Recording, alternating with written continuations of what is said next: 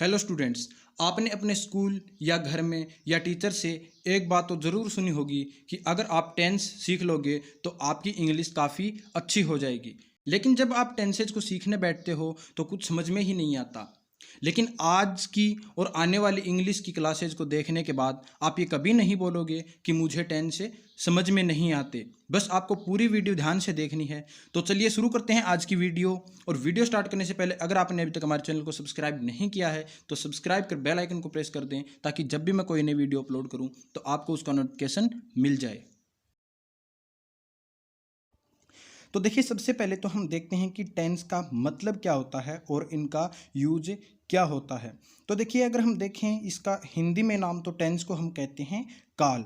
और tense tense English grammar के ऐसे रूल या नियम होते हैं जो हमें बताते हैं कि कोई भी काम कौन से समय में हुआ है और वह कितना हुआ है। तो ऐसे ही हम मान सकते हैं कि टेंस का मतलब होता है टाइम और वर्क, क्योंकि टेंस ही हमें बताते हैं कि कौन सा काम कब हुआ है और कितना हुआ है, वो पूरा हुआ है या नहीं हुआ है।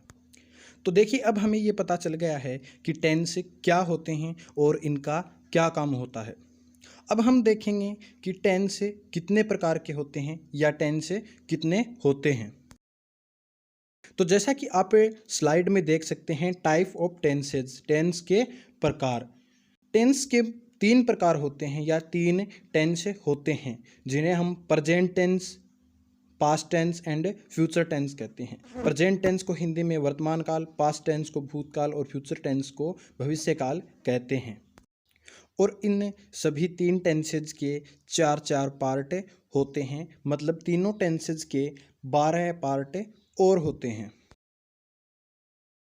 अब हमने ये सीख लिया कि टेंस क्या होते हैं, उनका क्या यूज होता है और टेंस कितने होते हैं। तो चलिए अब अलग अलग इन सभी टेंसों को सीखते हैं।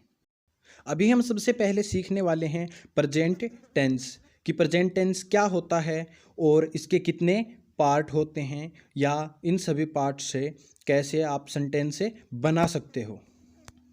प्रेजेंट टेंस या वर्तमान काल। प्रेजेंट टेंस में हमें उन कामों का पता लगता है जो प्रेजेंट टाइम में या वर्तमान समय में हो रहे हैं, और इस टेंस के चार पार्ट होते हैं जो कि आप स्लाइड में अलग अलग देख सकते हो। इनमें से पहला जो पार्ट है वो है प्रेजेंट सिंपल या प्रेजेंट इंडेफिनिट टेंस, जिसे हम हिंदी में साधारण या अनिश्चित वर्तमान काल भी कहते हैं।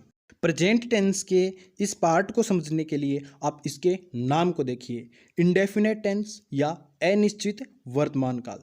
इसके नाम में ही इंडेफिनिट या अनिश्चित आ रहा है, मतलब उसके बारे में कुछ पता नहीं होता है। वो काम अभी हो रहा है, लेकिन कब से हो रहा है और कब तक हो जाएगा उसका हमें कोई भी आइडिया नहीं होता है। इसका मतलब है कि प्रेजेंट सिंपल टेंस या प्रेजेंट इंडेफिनिट टेंस में हम उन कामों को देखते हैं, पढ़ते हैं जो स्टार्ट तो हो गए हैं, लेकिन हमें ये नहीं पता है कि कब से चल रहे हैं और कब तक वो पूरे होंगे। जैसे हम एक सिंपल सा एग्जाम्पल लेते हैं, राम स्कूल जाता है। तो इसमें हमें पता है कि राम स्कूल में जाता है, वो डेली जाता है, वो पहले भी जाता था और अब भी जाता है, और आगे कब तक जाएगा हमें पता नहीं है। हमें बस इतना पता है कि वो स्कूल जाता है। हम ये नहीं बता सकते कि वो कब से स्कूल में जा रहा है या वो कब तक जाता रहेगा। तो इससे हमें पता चलता है कि ये जो सेंटेंस है ये प्रेजेंट सिंपल या इंडेफिनिट टेंस का सेंटेंस है। तो चलिए अब देखते हैं प्रेजेंट टेंस का दूसरा पार्ट, प्रेजेंट कंटिन्यूअस टेंस या गतिशील वर्तमान काल।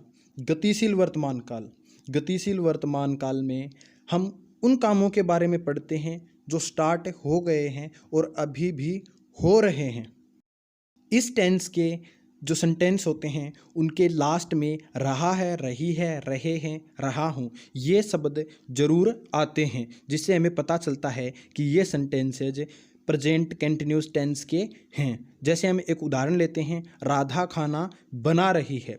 तो राधा कब से खाना बना रही है ये भी हमें नहीं पता है, और कब तक बना लेगी ये भी हमें पता नहीं है, लेकिन वो प्रेजेंट टाइम में खाना बना रही है। और सेंटेंस के लास्ट में क्या आ रहा है, रही है। इससे हमें पता चल जाएगा कि ये सेंटेंस प्रेजेंट कंटिन्यूअस टेंस का ही है।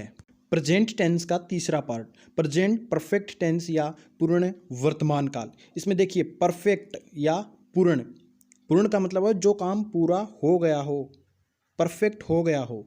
तो इस टेंस में जो भी काम होते हैं वो समाप्त हो गए होते हैं, उनका हमें ये पता नहीं होता कि वो कब से हो रहे थे, लेकिन ये कन्फर्म होता है कि वो काम पूरा हो चुका है। और इस टेंस के वाक्यों में लास्ट में आता है चुका है, चुकी है, चुके हैं, चुका हूँ आदि। इन सब से हमें पता चलता है कि वो काम पूरा हो चुका है और ये सेंटेंस प्रेजेंट परफेक्ट टेंस का है। इसके लिए भी हम एक सिंपल सा एग्जाम्पल लेके देखते हैं। जैसे रमन खाना खा चुका है, तो इसमें लास्ट में क्या आ रहा है, चुका है, और रमन ने खाना खा लिया है, मतलब हमें ये नहीं पता है कि उसने खाना कब खाया, लेकिन हमें ये पता है कि वो खा चुका है। तो ये सेंटेंस हो जाएगा प्रेजेंट परफेक्ट या पूर्ण वर्तमान काल का।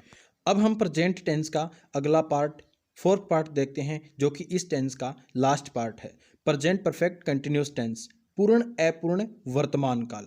ये पार्ट भी प्रेजेंट कंटिन्यूस टेंस जैसा ही होता है, बस इन दोनों में डिफरेंस इतना होता है कि प्रेजेंट कंटिन्यूस टेंस में हमें ये पता नहीं होता कि काम कब से स्टार्ट हुआ है और कब तक होता रहेगा, लेकिन इस टेंस में हमें ये पता होता है कि काम कब से स्टार्ट हुआ था, लेकिन ये भी पता नहीं होता कि वो काम कब तक होता रहेगा।